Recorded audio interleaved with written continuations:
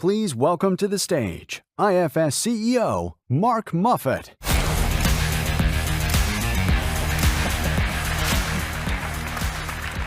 Good morning. Good morning.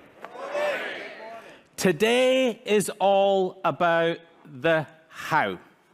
How IFS is uniquely placed to help our customers in some ways at their most critical time of need in this new industrial AI world, with the same speed and the same humility that IFS has shown for years that's underpinned our success with our customers.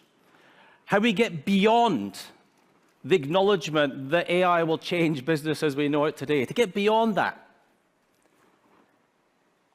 to put the how into X, in industrial X, which is about delivering specific, meaningful, measurable, practical outcomes, to be grounded in the practical application of AI and the technology capability that comes with it, being the latest technical innovation. The latest. We've been doing this for years. And I hope you're going to find that how today. We've got a jam-packed session that's all about the practical application. If you don't find that, it means we've failed you. And we don't do failure. We will succeed. I'm confident in my team today. Today, we're setting a new course. Industrial AI applied. What does that mean? It means we're moving from demos and brochures and marketing into, as my son would call it, IRL, in real life, in the real world. AI that can orchestrate physical operations and supply chains and plants in real time. AI that can unleash a new 10x capacity from a workforce perspective with their performance. And AI, more importantly than anything, that operates in context, that operates with the knowledge of industry and your businesses. There's so much AI we see today that doesn't operate in context. This stuff is hard. PhD level math and intelligence is nothing unless it's applied into practical day-to-day operations and businesses. Now, I don't need to tell you, there's a whole investment cycle that's going on right now. So why now? There's so many trillions of dollars flowing into this industry. Being the chartered accountant that I am in my good training, my CPA training, and my desire to understand numbers, I spent a bit of time trying to synthesize with all the headlines we see about the level of investment that's gone into this new world. And this is my synthesis. 10 trillion is already committed annually to rebuilding, to building the industrial world. That's new plants, new grids, new transmissions, new supply chains, with 7 trillion committed over the next 5 years into the build-out of data centers and everything that goes with it. Of course, the grids, but the chips, the physical environments, the infrastructure that goes with it. It's just a huge amount of unfathomable money. The thing I learned last week, which is obvious to me, but I hadn't really thought about it before, but this level of investment that's going in, these chips, they've got a life of 3 to 5 years. So this is just going to keep going. There's unquestionably the market, industry, see the level of possibility through AI with that level of capital and investment, which is going to result in growth in global GDP of an extra point globally. That takes us from something like 3% global growth in GDP to 4%. It's a massive uplift in productivity and economic output. And as you look at all of the research and all the perspectives and all the money that's actually flowing in today, this is happening, and it's happening at pace. But there's a gap. The gap between the application of financial capital into the practical real world. AI going into factories, to fixing turbines, to preventing wildfires. No one, in our view, is building the control and the intelligence layers that are going to be required like IFS. We're focused on the practical application of this technology and bringing it into IRL. That's what IFS does. We've walked this road many times before with our customers. We've got decades of operational data. We've been focused on our 6 core industries throughout our entire history. We understand the depth, we understand the issues, we understand the requirements of management teams and the workforces unbelievably intimately. which gives us the ability to translate all of this innovation into real life. We've got thousands of pre-trained workflows we've developed for our customers for years. We're recognized by a number of folks in this room as being world leaders in enterprise asset management, field service management. It's a point of pride that anything we compete in functionally, we want to be top right of right, leader of leaders. And in everything we do, that's where we stand today. And that happens for good reason, because it's real. We know how operations, we know how the physical world works. And today, we're flipping the switch. This is all about acknowledging the hard truths, too. This stuff is really hard. You know, taking legacy application environments, taking legacy infrastructure and moving it to an entire digital, modern, AI-native world is difficult. The industries and the customers we support run mission-critical operations. There's no room for error, hallucinations. We've got to get it 99.99999, you get the idea, % right. You can't get it wrong. Otherwise, supply chains grind to a halt, aircraft are grounded, or ultimately there's risk to life, given some of the industries that we support. Picture this scene. A technician, 200 feet up a tower, in Three Rivers, Michigan, in February, hands full, no signal, staring at equipment they've never seen before or they're not familiar with. Meanwhile, millions don't have power, offline, disconnected from loved ones, and can result in threat of life. ChatGPT, Grok, Gemini, in those moments, pretty useless. I mean, phenomenal applications, but useless in the context of that moment. They don't understand that context, that physical world. Only industrial AI applied can, embedded in real processes, built for the real jobs and the work to be done.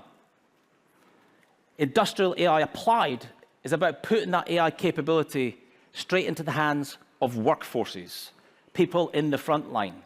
That's where the rubber hits the road. It's the first principle application of AI. So what else do we need in order to bring this opportunity to bear for our customers?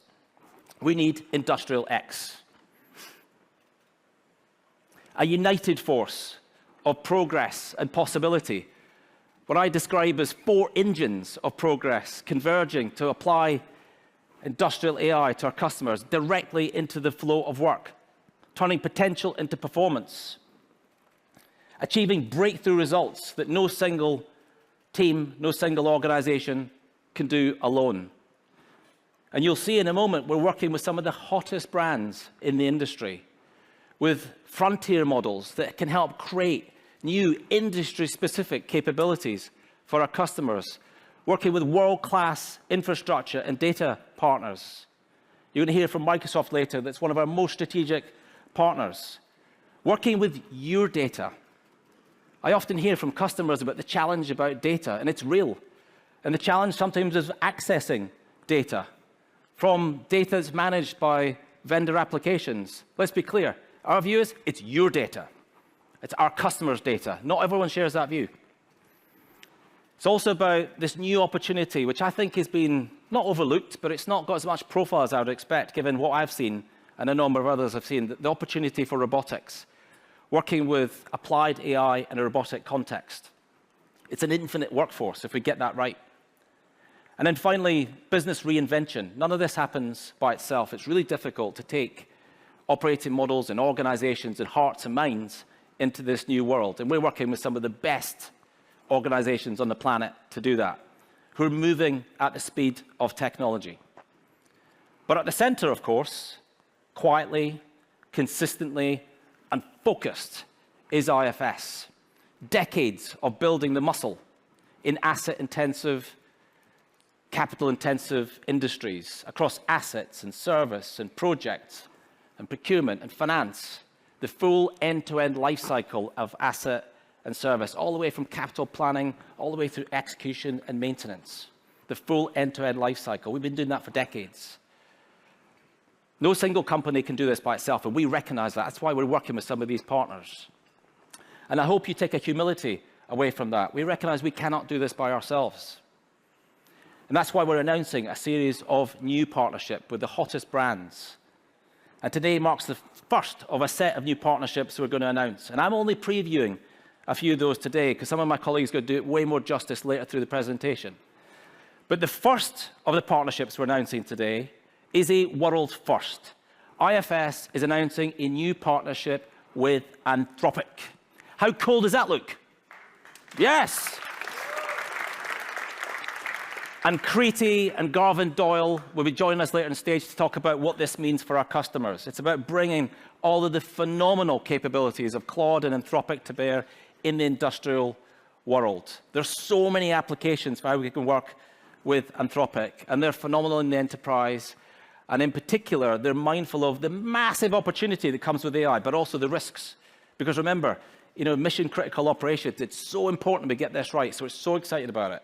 It's not reselling Claude, it's not white labeling Claude, this is fundamentally about creating new capability and putting it in the hands of the workforces that we serve. The second partnership that we're announcing today is a new partnership with Boston Dynamics. Boston Dynamics have got so many cool experiences of applying different robotic form factors into some of the more tough industry applications. And after lunch, it's not going to be just IFS talking about how Boston Dynamics can work. We're going to hear from Mary from Boston Dynamics and Sean from Eversource Energy, huge utility in the northeast of the United States, about how they're seeing immediately the practical application of IFS orchestrating with Spot the Dog, with Boston Dynamics and Eversource. There's so many applications for how we can work together. There's another robotics partnership we're announcing today, which is with 1X Technologies. 1X have launched their new Neo humanoid robot, which creates a whole number of opportunities for how humanoids can be used in supply chains, in manufacturing, and in production. And it could be the answer to some of the labor crunch issues that we see today. And the final partnership that I'm previewing this morning is a partnership with Siemens, another huge brand in the industry that we serve. And they're today using IFS.ai to design tomorrow's intelligent grid for their customers, for our common customers, from investment planning all the way through to live grid updates. And we're so delighted that Sabine, CEO of Siemens Grid Software, is also here with us today. So 4 new partnerships. What do we think?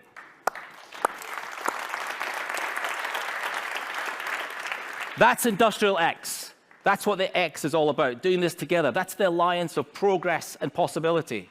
Now, how do we make it real? How do we turn these partnerships, everything I've talked about, into outcomes for our mission-critical customers? Well, there's 3 principles that I think underpin our approach and are very true of how IFS works. And the first is building with you. We love helping our customers, help companies be amazing. Personally, I make sure I spend over 50% of my time with customers, which is a danger, because when I visit a customer, as I did on Monday in Columbus, Ohio, it's quite cold there right now. I forgot my jacket. I just get carried away with the nature of their business, the challenge they see, the opportunity they see. They're running over 1,000 aircraft, this particular commercial aviation company. They've got so much complexity in their business, and I know we can help them. IFS is in the core of their operation, and we're going to take them from A to B. But I meet CEOs, CIOs, CEOs all the time who are facing that type of challenge. In many cases, these companies are still stuck on a cloud migration journey, running legacy application stacks. It's so hard. So we recognize that, and we have to be building with you. And that ethos of partnership has underpinned, again, IFS for decades. Now, also, it's important that we are thinking constantly about how we embed all this technology directly into workflows. First principle thinking. How many of you have seen these types of headlines? Yeah. I would describe that as bullshit bingo. High-level, generic, meaningless, broad statements about how AI is going to change the world. Of course we know that. Applied AI is different. Like I said, it's in context, it's in day-to-day operations. It's built for this reality. The requirement for this AI capability to be offline. Remember that technician up a tower? It needs to work offline. Auditable, domain-aware, fully in context at all times, mindful of safety. Built for the people doing the actual work on the ground. Running a line, inspecting a substation, keeping people safe, not the people writing these headlines. Applied AI requires what we constantly refer to as first principle thinking. Do the hard work. And we've been doing this for years. And let me show you. These are just some examples of applied AI in action. These are real examples that we're talking to our customers about right now. Just some examples. This is about taking specific points of need, areas of opportunity, areas of challenge for our customers. These are not made up, these are real. And I'm going to pick one of these just to try and bring it to life a little bit, in the case of utilities. So today's kind of challenge, particularly in North America, which is obviously a very big landscape, thousands of miles of infrastructure and power lines, and more often than not, how utilities keep these safe and running at optimal uptime is they've got crews that are patrolling thousands of miles of highways, inspecting transformers and lines, looking for issues in the kit, looking for vegetation that's growing too close to power lines, rust on connections. But by the time the supervisors have planned the route, the crews have driven, written up their findings, gone back to ranch, figured out what maintenance needs to happen. The transformer that looked fine on Monday, it's catastrophically failed on Friday. And depending on the situation, and this is a real scenario, a wildfire has started. And you saw the wildfires in California in particular last year. This is real stuff. This is an issue. What's the AI response to that? Patrol vehicles that are fitted with AI vision systems, with Jetson NVIDIA chip as an example. We're working with NVIDIA on use cases just like this. 1 billion parameter models on the chip at the edge offline. Taking photography and visual and video of all of the transmission equipment that's able to spot a stress fracture that the human eye couldn't, especially at 45 miles an hour. But the magic is happening back in HQ with the IFS solution, which is taking the photography, taking the GPS coordinates, grading the severity of the issue, figuring out what level of response is needed, what crews are in the area, what skills they have, all of that automated in seconds, fixed on the Tuesday morning, not the Friday. And you can see the type of impact that's bringing. So the patrols are becoming detection machines. They're no longer paperwork junkies. Real-time diagnosis of issues, not reactive repair. Utilities often talk about the holy grail of being proactive, predictive maintaining, as opposed to responding to issues. And the third way in which we're going to bring this to life is about, where did it go? The 10x workforce opportunity, the multiplication opportunity of robotics, the new workforce. Robotics, digital workers. Now, maybe to begin and to set this into scene from my perspective, because this is a much talked about issue, if you were to read the World Economic Forum report, they talk about by 2030 in their future work study, 170 million new jobs will be created. Remember the 1% increase in GDP. Whilst also talking about 92 million of jobs that will be displaced or fundamentally change. But overall growth in employment, overall growth in GDP. And I think the dawn of this new workforce is perfectly timed. With this abundance of productivity, digital workers in their thousands, and robotics the same. But also the robotics are able to do, frankly speaking, a lot of the work that labor doesn't want to do today. And we are seeing a shortage of labor today. That's a reality what I experience. Companies that have aging workforces, experience walking out the door, not able to get youth into some of these roles. 1 million jobs today in the US for skilled work are open. Half of those are in manufacturing. And there's a reindustrialization happening in many developed countries around the world as new trade world order sets in, as supply chains are shifting. So there's a real opportunity to deploy this type of new capability into our customers. It's a statement of the obvious, perhaps, but you can't run a third shift, which is often quite hard for some of our customers, if you can't staff it. You can't inspect 10,000 miles of lines with 50 people. And the constraint is often not efficiency, it is capacity, and that's what we see day to day. So the opportunity is to take an organization of 300 workers and give the 300 workers the power to do the work of 3,000, to elevate the humans in that scenario, with digital workers running diagnostics and overseeing operations 24/7. With robotics inspecting assets and doing the work that often humans don't want to do, and often in very hazardous situations that, frankly, the human couldn't. So again, it's about taking 300 and giving them the opportunity to multiply it by 10x. And companies that master this multiplication will unlock capacity and competitive advantage that some of their peers won't be able to do. It's a real opportunity. And IFS today is building for orchestrating this new integrated workforce. Managing all three as one integrated workforce, helped by our Loops platform. And you're going to hear from Soumya and Ravi, the co-founders of Loops, later this morning.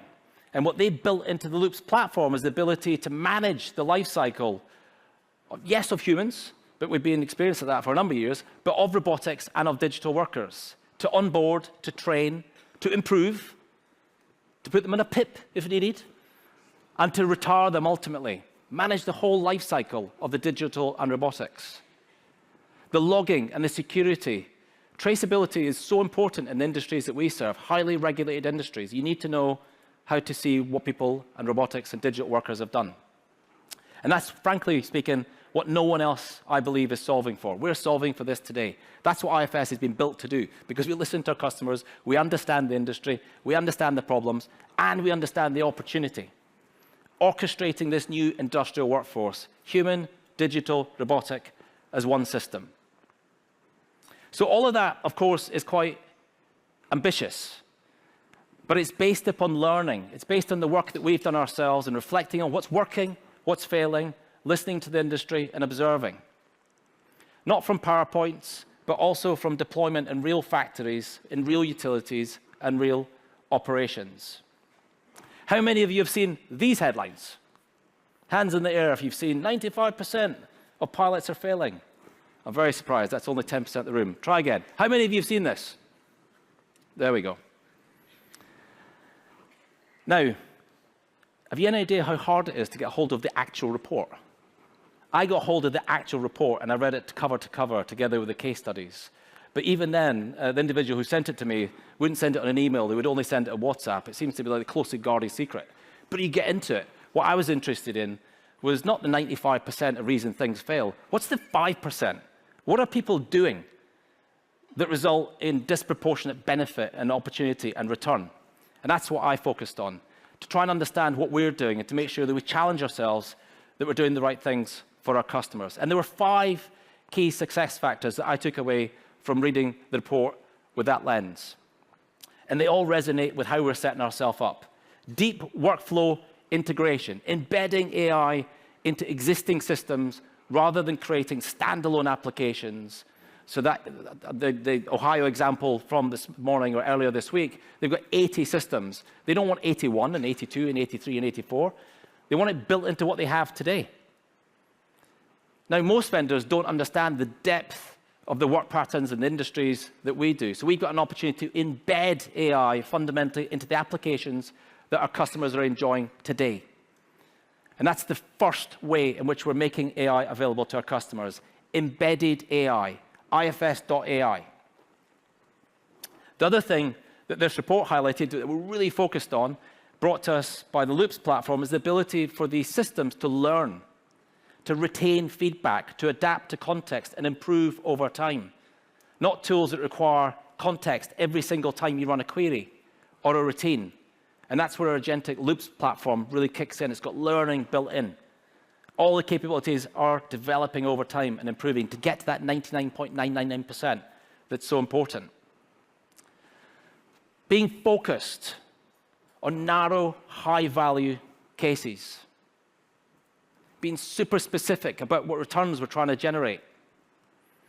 Building specific capabilities for specific processes.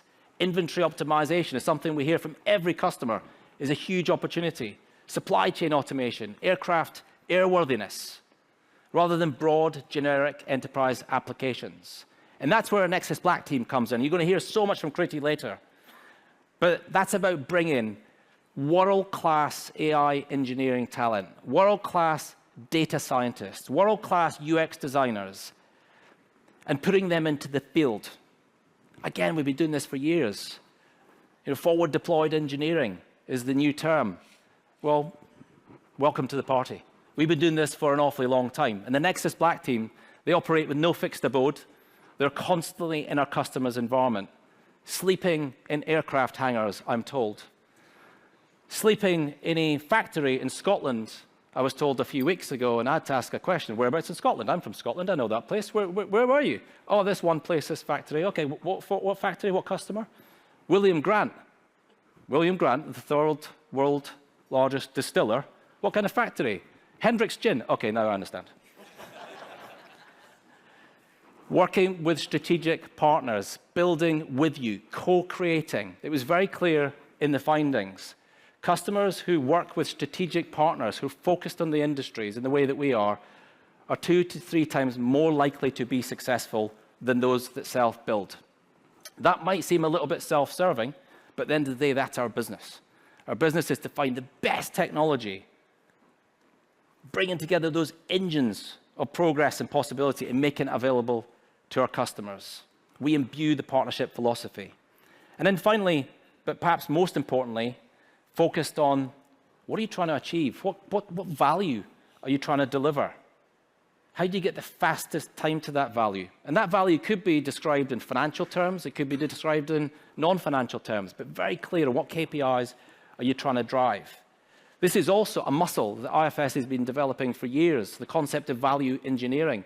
We invested in that years ago. And in pretty much every single case where we're talking to a customer about the solutions that they need, the value engineering team are right the way through the process, making sure that we're all focused on what return are you trying to deliver. We've been doing this for a very long time. We've got over 2,000 digital business value assessments that we've already delivered for our customers. That experience to date, and I know this number because I asked last night, has delivered 25.2 billion of opportunity for our customers. But it's not just about supporting the sale. We track it all the way through the project lifecycle, so we know what we've delivered collectively with our customers at the end. And we're bringing that value engineering principle to how we think about AI use cases. So these are the 5 things that underpin and give us the confidence that we're able to bring this AI into the flow of the work and apply it for our customers. So this, in many ways, for IFS is a defining moment. That's why you're all here today, our most valued guests. The industrial world is clearly standing at an inflection point, and there's no question that AI has got the power to ignite this industrial revolution. But it's not going to happen by itself. It requires leaders who recognize the opportunity, the moment. And that's everyone here. It requires people to understand what's at stake and the nature of the opportunity and have the courage to act. And here's what we know based upon all of our learnings. Industrial applied AI wins. We know this. AI that works in the real world, in the front line, in the field, in the factories. That's what actually drives performance. It's first principle thinking. We know that we need to work with the world's hottest brands, and we're doing that. We know the industry depth beats generalism, and we're focusing our industries. We'll be unrelenting in being focused on our 6 core industries. And again, that first principle thinking drives meaningful change. You've got to do the hard work. It's so frustrating to me sometimes we don't see people being prepared to do the hard work. And I think you would all recognize the results you get when you do that. We are, of course, determined to be the someone with the X in Industrial X, applied AI. And we've been building in so many ways to this moment for years. And we're turning the switch on, the switch of Industrial AI applied. I really hope that you engage with and enjoy the program we put on for you today. It is jam-packed. A very, very warm welcome to Industrial X. Thank you.